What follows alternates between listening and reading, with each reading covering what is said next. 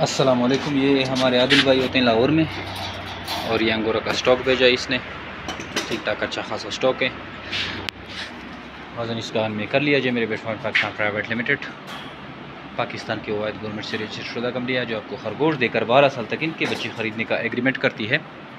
Daily basis पे video बनाता हूँ। वीडियो बनाने का मकसद यही होता है कि आप जो हमारे कस्टमर हैं इनको देखें और इस कारोबार को समझें कि किस तरह लोग पैसे कमा रहे हैं। तो आप भी आइए हमारी टीम का हिस्सा बने जमीरी बिट फार्म पाकिस्तान, क्योंकि जमीरी बिट फार्म पाकिस्तान ही आपको खरगोश फार्मिंग में कामयाब कर सकती। कामयाबी का वाहिद ज़रिया। आइए जमीरी बिट फार्म पाकिस्तान का हिस्सा बने। हमारे व्हाट्सअप नंबर 0300294494 पर व्हाट्सअप करें, या हमारे फेसबुक, इंस्टाग्राम, यूट्यूब किसी एक चैनल को ज्वाइन करें जमीरी बिट फार्म पाकिस्तान के नाम से। तो आपको सारी मालूमात वक्तन फ़वक्तन मिलती रहेगी।